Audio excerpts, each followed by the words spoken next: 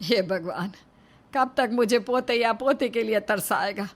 3 बेटे बहुएं होते हुए भी मेरे घर का आंगन सुना। अब तो इस बुढ़िया की फरियाद सुन ले भगवान। ये हैं जानकी देवी।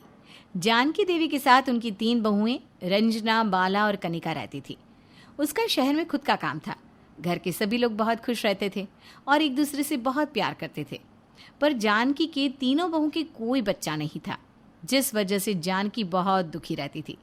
एक दिन जानकी की तबीयत खराब हो जाती है।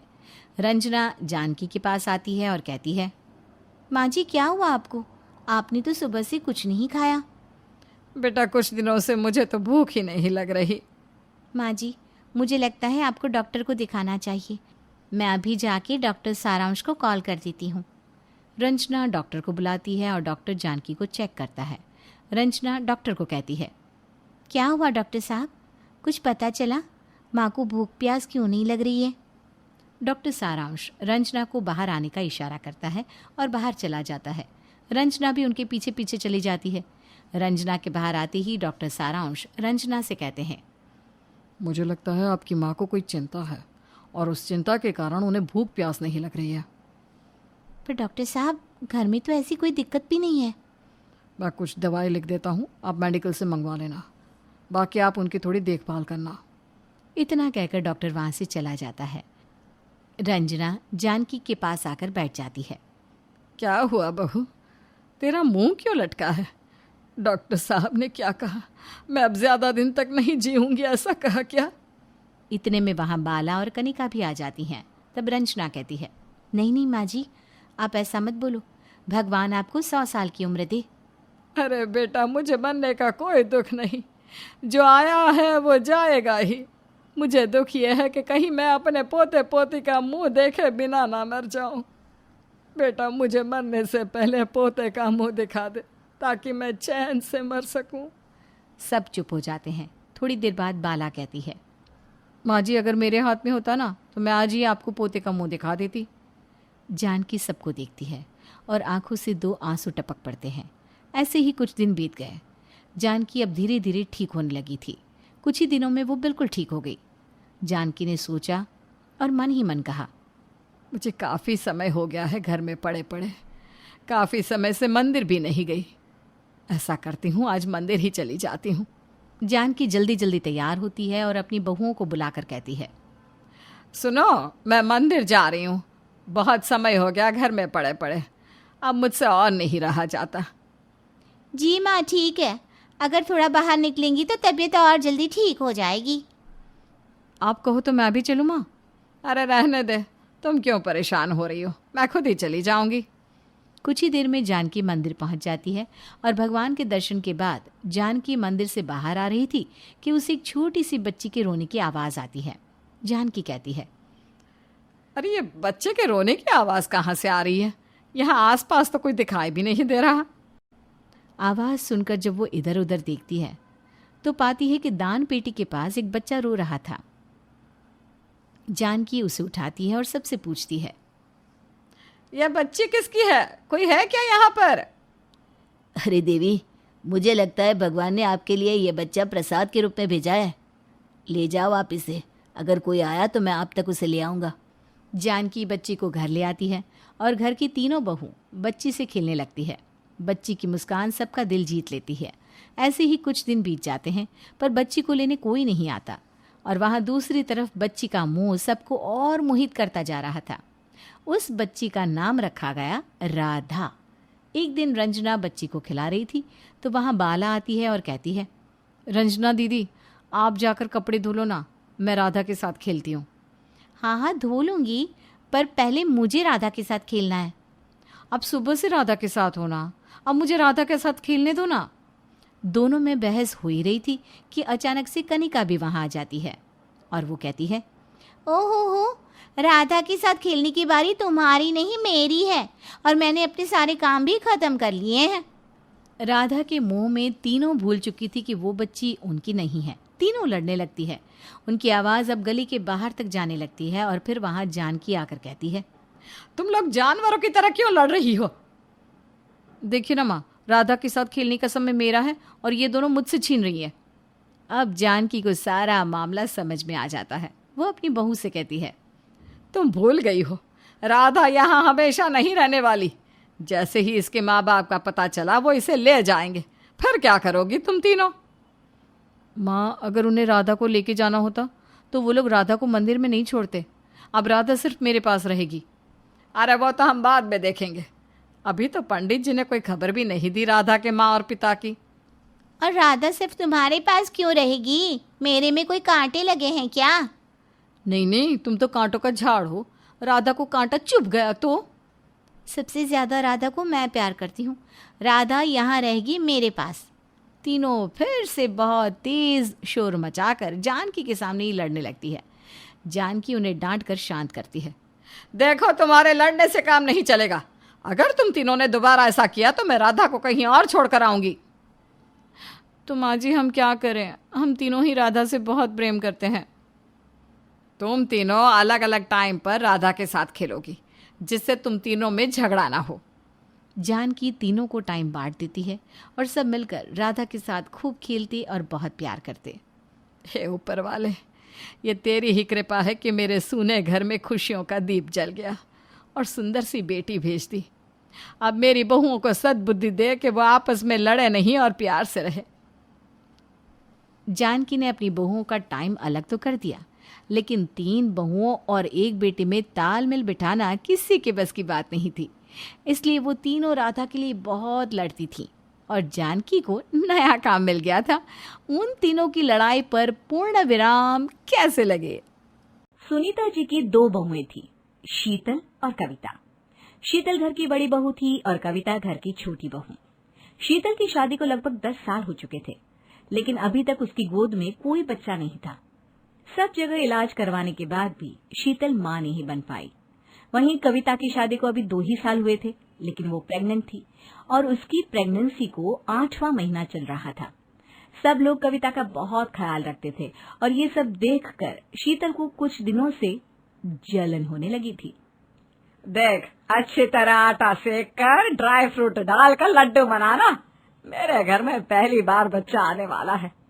पिछले 10 सालों से तरस रही हूँ मैं अपने पोते पोती का मुंह देखने के लिए, और अब तेरी देवरानी के बच्चा होने वाला है तो तेरी जिम्मेदारी बनती है। वैसे भी तेरे पास कोई काम तो है नहीं, तेरी अपनी तो कोई औलाद भी नहीं है। ठीक कहती है मम्मी जी। कविता का बच्चा जब से घर में आने की खबर मिली है, सब लोग बहुत खुश लगते हैं। वैसे लड्डू तो आपको बनाने चाहिए, आप दादी बनने वाली है ना? अरे तो क्या हुआ, तू बना देगी तो हाथ थोड़ी ना घिस जाएंगे तेरे। तेरी देवरानी है, तू भी तो ताई बनेगी जब उसके बच्चा होगा। ठीक है मम्मी जी, मैं ही बना दूंगी। शाम के वक्त, कविता, मैंने ना तुम्हारे लिए स्पेशल सब्जी बनाई है। तुम कह रही थी ना आजकल तुम्हारा कुछ खाने का मन नहीं करता। भाभी, ये तो आपने बहुत अच्छा किया। लाइए, मैं सब्जी खा लेती हूँ। अरे लेकिन पहले ये तो बता, सब्जी है किस चीज की? प्रेगनेंसी में कोई ऐसी चीज उठाकर नहीं खिला देना, बता पहले मुझे। वो मम्मी जी, आजकल कच्चा पपीता बाजार में बहुत आ रहा था, तो मैंने सोचा उसकी सब्जी बना देती हूँ। हाय राम, ये तू क्या करने जा रही थी? तू जानती नहीं, जो औरत पेट से होती है उसे कभी भी कच्चे पपीते की सब्जी नहीं खिलाते। अरे उसके बच्चे को कुछ हो जाता तो? सच सच बता, तूने ये सब जानबूझकर किया ना? अरे मम्मी जी, आप भाभी से ऐसे क्यों कह रही हैं? वो जानबूझकर ऐसा कुछ नहीं करेंगी, वो तो मेरा बहुत ख्याल रखती हैं। सुन लिया मम्मी जी, मेरी देवरानी को भी मेरे पर भरोसा है, लेकिन आपको ना बिल्कुल भरोसा नहीं मेरे ऊपर। अब मुझे क्या पता था, मुझे लगा इसका स्वाद बदल जाएगा, कुछ नया खा लेगी। आगे से ध्यान रखना बहू, बिना मुझसे पूछे अगर कविता को कुछ भी खिलाया ना तो तुम्हारी खैर नहीं। अगले दिन जब कविता अपने कमरे से निकलकर बाहर आ रही थी, तो अचानक से सुनीता जी की नजर गैलरी में पड़ी हुई किसी चिकनी सी चीज पर गई और उन्होंने चिल्लाकर कविता को वहीं पर रोक दिया। कविता बहू, एक कदम भी आगे मत बढ़ाना। क्या क्या हुआ मम्मी जी?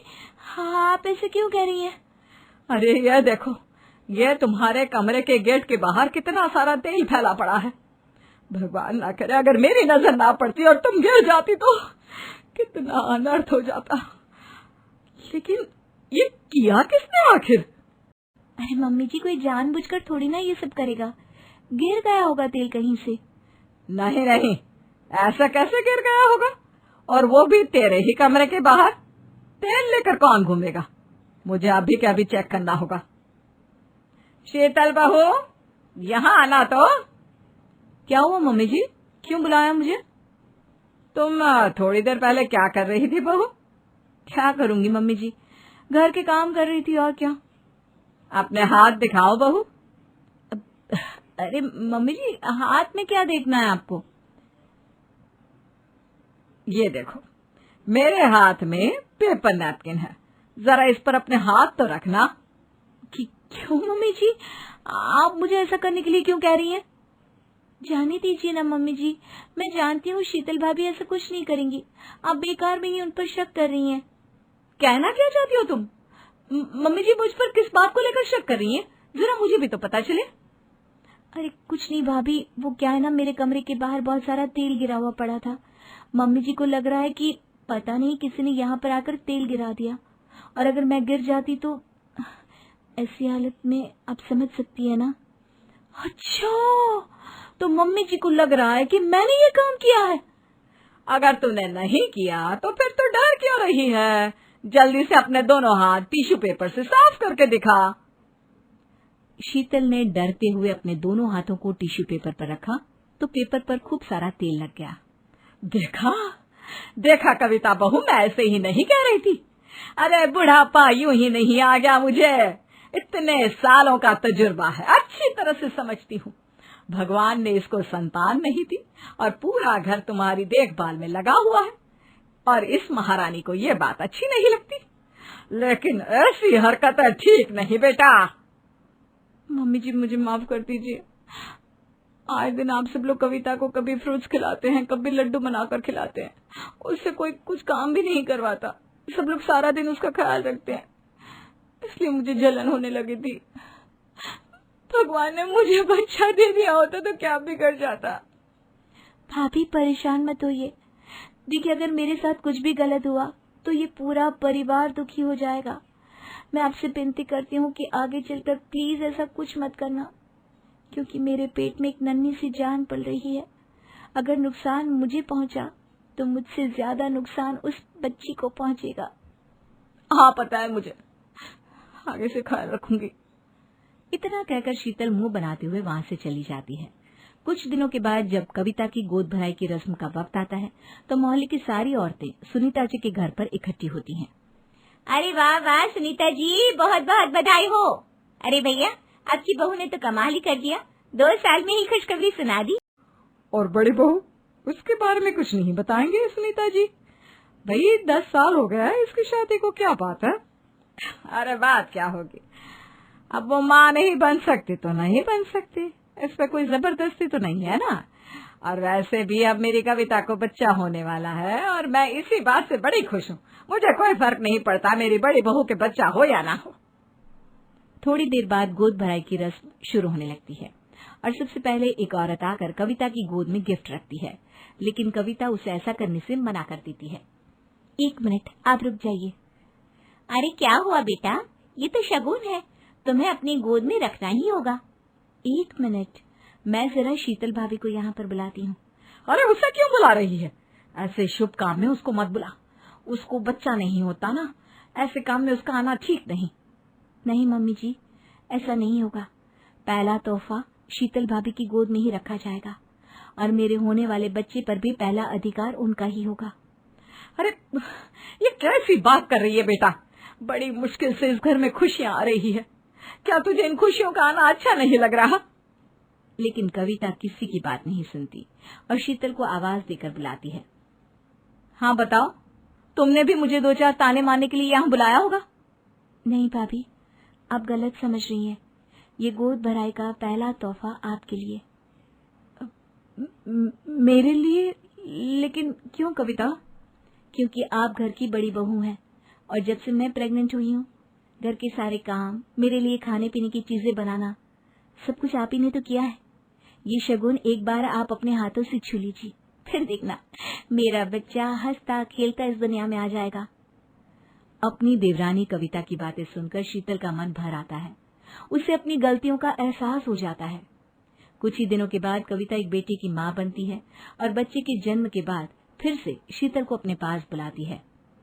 भाभी, ये संभालिए अपना बच्चा।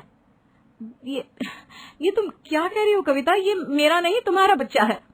हाँ भाभी, इसे जन्म मैंने दिया है, लेकिन अब से ये आपकी गोद में खेलेगा। अब देखिए ना, जब इसके पास दो दो माँ है तो मैं इसे अकेले क्यों संभालूं? सही कह रही हो, और वैसे भी कितना प्यारा है। ये अपनी बड़ी माँ के साथ रहेगा तो पूरा दिन ख्याल रखूंगी मैं इसका। शीतल बहू, मुझे माफ कर दो। मैंने तुम्हारे साथ हमेशा गलत व्यवहार किया, लेकिन आज कविता के व्यवहार ने मेरी आंखें खोल दी है। उसने मुझे सिखा दिया है कि प्यार से किसी का भी दिल जीता जा सकता है। बेटा, मेरा आशीर्वाद है, बहुत जल्द तुम्हारी गोद में एक नन्हा मुन्ना आ जाएगा। शादी के ठीक बाद नेहा की सास की तबीयत बहुत खराब हो गई। बताइए, क्या हुआ है आपको? बेटे की शादी थी तो थकान हो गई।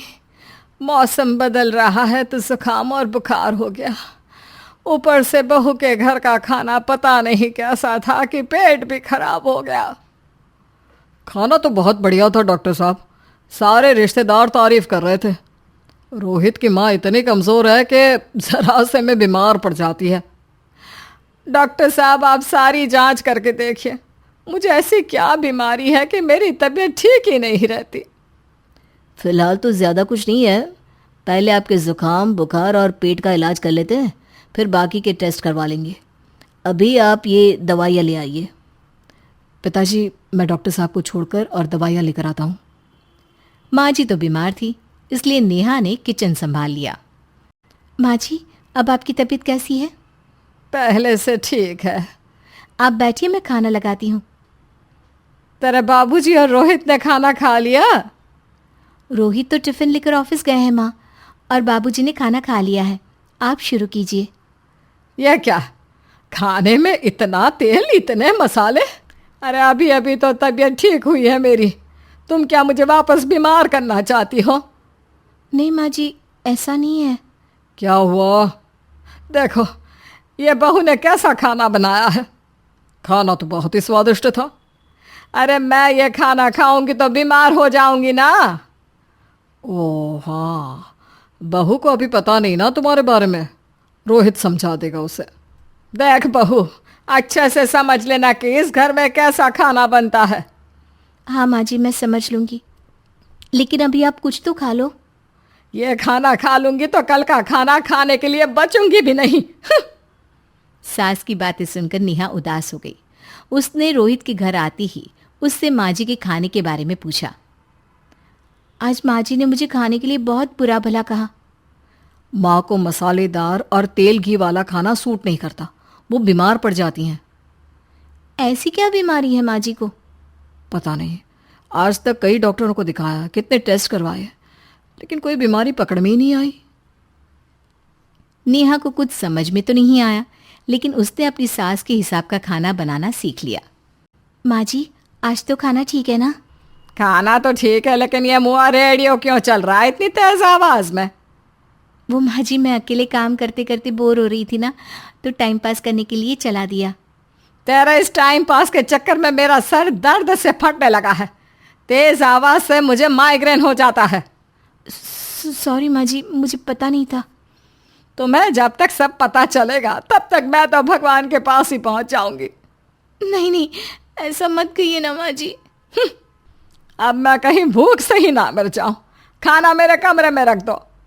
बेचारी नेहा, उस दिन उसे बहुत दुख हुआ। नेहा, तुम रो क्यों रही हो? आज माँ जी ने मुझे बहुत बुरा भला कहा, मैं तो सिर्फ रेडियो सुन रही थी। ओहो, तुम माँ की बातों का बुरा मत मानो, उन्हें तेज आवाज से सर दर्द होने लगता है, दर्द की वजह से बोल दिया होगा कुछ। लेकिन मुझे तो ये सब पता ही नहीं था ना। इसलिए बाबूजी ने मुझे पहले ही फ़ोन करके सब कुछ बता दिया, और मैं तुम्हारे लिए ये हेडफोन लाया हूँ। अब तुम अपने गाने भी सुन सकती हो और माँ को परेशानी भी नहीं होगी। ये सिर्फ एक बात का हाल है, लेकिन माँ को तो हर चीज़ से परेशानी है। अब क्या कर सकते हैं, माँ बीमार ही इतनी रहती है। लेकिन माँ को ऐसी कौन सी बीमारी है? तुम्हें बताया तो था, किसी भी डॉक्टर को माँ की बीमारी समझ में नहीं आ रही। अब तुम भी ये सब सोचना छोड़ दो, ये हेडफोन लो और अपने पसंद के गाने सुनो। रोहित के गिफ्ट से नेहा की एक परेशानी तो दूर हो गई, लेकिन उसके मन में कई सवाल खड़े हो गए। आज मैं देर से उठाऊं या तुम जल्दी उठ गई? वो माँ जी को कल रात भर सर दर्द हुआ ना, तो जल्दी उठकर उनकी जगह मैंने पूजा कर दी। अरे वाह, आछ आछ, हे भगवान, ये किसकी करामत है? ये तो माँ जी की आवाज़ है। चलो चल के देखते हैं। क्या हुआ माँ? आछ, यह घर में गुलाब कौन लाया? मुझे नहीं पता, मैं तो अभी उठाऊं। माँ जी, आप कल रात भर सो नहीं पाई तो मैंने जल्दी उठकर पूजा पाठ किया। घर में फूल नहीं थे ना, तो मैं बाजार से गुलाब के फूल ले आई। नेहा, माँ को गुलाब के फूल की एलर्जी है। अब मुझे ये कैसे पता होगा? अच्छा, तुझे कुछ पता नहीं तो तू वही काम क्यों करती है जिससे मेरी तबीयत खराब हो जाए? रोहित के बाबूजी, ये बहू मेरी जान लेना चाहती है। माँ जी, मुझे ऐसा करके क्या मिलेगा? वो तो तुझे ही पता, लेकिन कुछ तो है। रोहित की माँ, बस करो, बेचारी बहू को कुछ पता ही नहीं है, बस इसलिए उससे गलती हो जाती है। जाओ तुम कमरे में।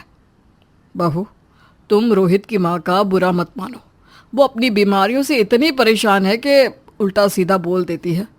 नहीं नहीं बाबूजी, मुझे बुरा नहीं लग रहा, मुझे चिंता हो रही है माँ जी की बीमारी की। ये बताइए कि माँ जी को ऐसी प्रॉब्लम्स कब से होने लगी? शादी के 6-7 महीने बाद से। बाबूजी, तब घर का माहौल कैसा था? अरे भरा पूरा परिवार था। मेरे बाबूजी, माँ, काका, काकी, मेरे दोनों बड़े भाई, दोनों भाभियाँ, दोनों के 2-2 बच्चे हैं, एक छोटा भाई और एक बहन, सब साथ रहते थे। इतना बड़ा परिवार? हाँ, मैं जब 10 साल का हुआ ना, तब पापा का ट्रांसफ़र यहाँ हुआ। उसके पहले तक तो हमारी जॉइंट फैमिली ही थी। और माँ जी किस चीज़ से बीमार पड़ जाती हैं? जब तेज़ गर्मी हो, ठंड हो या ज़्यादा बरसात हो जाए। जब माँ ज़्यादा थक जाए, जैसे दिवाली पर घर की सफाई या कोई फंक्शन हो, या ज़्यादा मेहमानों के आने से घर का काम बढ़ जाए। तेज़ म्यूज़िक, तेज़ लाइट या ऐसे कोई तेज़ स्मेल आ जाए। तो माँ जी की ये बीमारी ठीक हो सकती है। कैसे? सब पता चल जाएगा। आप कल माँ जी की टेस्ट रिपोर्ट लेने जाने वाले हो ना? हाँ। तो सुनिए क्या करना है। अगले दिन रोहित माँ जी की रिपोर्ट्स लेकर आता है। माँ, बाबूजी, नेहा। अरे क्या हो गया रोहित? माँ जी की रिपोर्ट आ गई है। कुछ सीरियस है क्या? जिसका डर था वही हुआ। अरे गोल गोल बातें मत कर, सीधी तरफ बता बेटा, क्या हुआ है मुझे? माँ, आपकी किडनी, लिवर सब फेल हो गया है, आपका दिल भी कमज़ोर हो गया है। डॉक्टर ने कहा है कि आपके पास सिर्फ 1 महीना बचा है। ये क्या बक रहा है? ऐसा हो ही नहीं सकता। मुझे लग ही नहीं रहा कि मैं इतनी बीमार हूँ। लेकिन माँ जी, रिपोर्ट झूठी तो नहीं हो सकती ना? हाँ, माँ को 20 साल की उम्र से बीमारी लग गई थी, लेकिन कोई डॉक्टर पकड़ नहीं पाया और अब ये बीमारियां बहुत ज़्यादा बढ़ गई हैं। हाँ रोहित की माँ, तुम्हें याद है शादी के 6 महीने बाद से तुम बीमार रहने लगी थी। अरे लेकिन वो अलग था, मुझे ऐसी कोई बीमारी नहीं हो सकती। ये तुम कैसे कह सकती हो माँ? हाँ, तुम उस वक्त बीमार पड़ी थी ना, और अब डॉक्टर भी यही कह रहे हैं, तो सच ही तो होगा। और आप तभी से बीमारी तो रहती आई हैं। अरे लेकिन तब मैं बीमार थी ही नहीं। क्या मतलब? अरे तब मैं बीमारी का नाटक करती थी, मुझे कुछ नहीं हुआ था। ये क्या बोल रही हो? हाँ, घर में इतने सारे लोग थे और सबसे छोटी बहू मैं थी, तो सारा काम मुझे करना पड़ता, इसलिए काम से बचने के लिए मैं नाटक करने लगी। लेकिन आपको अभी भी वही बीमारियां होती है ना माँ?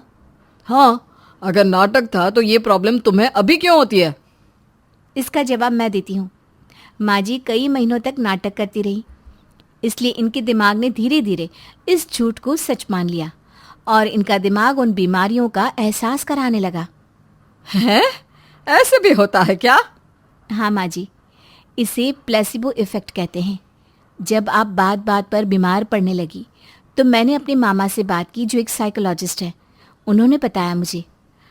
तो ये रिपोर्ट्स? मैंने झूठी रिपोर्ट बनवाई थी नेहा के कहने पर, ताकि आप सच बताएं। यानी मुझे कुछ नहीं हुआ? नहीं माँ जी, और आपकी इस प्रॉब्लम का भी सोल्यूशन है। हम किसी अच्छे साइकोलॉजिस्ट को दिखाएंगे और आप जल्द ही ठीक हो जाएंगी। वाह बहू, मैंने तुझे इतना भला बुरा कहा और तूने मेरी जिंदगी भर की तकलीफें दूर कर दी। थैंक यू और सॉरी बहू। अरे मुझे भी तो सॉरी कहो, पूरी जिंदगी तुम्हारी सेवा की है, वो भी झूठ मूठ की बीमारी के लिए। हाँ हाँ, आप भी माफ कर दो मुझे, बस सॉरी। तो इस तरह नेहा ने अपनी सास की बीमारी पकड़ भी ली और ठीक भी कर दी। आज कितनी गर्मी है रे पापा, इतनी गर्मी में घर घर जाकर काम करना कितना मुश्किल है। महंगाई भी कितनी बढ़ गई है। मुझे कुछ ऐसा करना पड़ेगा जहाँ काम कम करना पड़े और पैसे ज्यादा मिले। ये है कांताबाई, जो दिन भर घरों में काम करती है और अपना घर चलाती है। कांताबाई एक घर में काम करती है जिसमें 3 बहुएं रहती हैं, संजना, मालती और करुणा। कांता मौसी, ओ कांता मौसी, आपने कपड़े धो दिए हो तो बाहर का आंगन भी साफ कर दो। अभी करती हूँ बड़ी दुल्हन। कांता मौसी, जाने से पहले अपनी पगार लेकर जाना। कांता आंगन साफ करके सीधा मालती के पास पहुंचती है। ये लो मौसी जी अपनी पगार, और ये कुछ फ्रूट्स हैं, ये अपने घर ले जाना। मजली दुल्हन, 2000 रुपये में घर का खर्चा नहीं चलता, आप कुछ और पैसे बढ़ा दो ना। अच्छा, अभी इतने ही रखो, मैं अपनी जिठानी और देवरानी से बात करती हूँ इस बारे में। कांता पैसे लेकर चली जाती है, लेकिन एक बात कांता को बहुत खटकती है। यूं तो घर की बहुओं में हमेशा लड़ाई होती है, लेकिन इन तीनों में कभी लड़ाई ही नहीं होती। कांता मन में सोचती है, अगर इन तीनों में लड़ाई हो जाए तो मैं तीनों से अलग अलग पगार लूंगी, कितना अच्छा होगा। अब मैं इनके घर को कुरुक्षेत्र का मैदान बना कर रहूंगी। अगले दिन कांता कपड़े धोती है तो करुणा उसके पास आकर कहती है, ये क्या कांता मौसी, आपने सबके कपड़े धो दिए और मेरे कपड़े अलग रख दिए। अब क्या बताऊं छोटी दुल्हन, हमने जानकर नहीं रखे हैं कपड़े। वो तो मुझसे बड़ी दुल्हन और मझली दुल्हन बोल कर गई हैं कि आपके कपड़े ज्यादा गंदे होते हैं, तो आपके कपड़े सबसे आखिर में धोया करूं। क्या कहा? मेरे कपड़े ज्यादा गंदे होते हैं? अभी पूछती हूँ दोनों से, उनकी हिम्मत कैसे हुई ये सब कहने की। अरे ना छोटी दुल्हन, उनसे कुछ ना पूछो, नहीं तो वो मुझे डांटेंगी ना कि मैंने आपको ये बात क्यों बताई। ठीक है मौसी, मैं किसी से कुछ नहीं कहूँगी, लेकिन आज की बात वो दोनों मेरे बारे में कुछ भी बोले ना तो आप मुझे ज़रूर बताना। अब इसी तरह एक दिन कांता सबको नाश्ता दे देती है, लेकिन संजना को नहीं देती। संजना कांता से पूछती है, क्या हुआ कांता मौसी, आपने मुझे आज का नाश्ता क्यों नहीं दिया? भूल गई क्या? अरे आपने अभी तक नाश्ता नहीं किया? लेकिन चलिए छोड़िए, मैं अभी आपके लिए कुछ बना देती हूँ। लेकिन क्या क्या कहना चाह रही हो आप, बताओ मुझे। मझली दुल्हन और छोटी दुल्हन ने कहा था कि आपने सुबह सुबह सबके उठने से पहले ही नाश्ता कर लिया है, और बोली कि और क्या बोली, बताओ मुझे। उन्होंने बोला कि आपको ज़्यादा कुछ खाने के लिए ना दूं, आप वैसे ही मोटी होती जा रही हैं।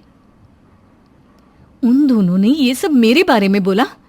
मैं उन दोनों के खाने पीने का कितना ध्यान रखती हूँ, लेकिन दोनों मेरे बारे में ऐसा सोचती है। अभी बताती हूँ।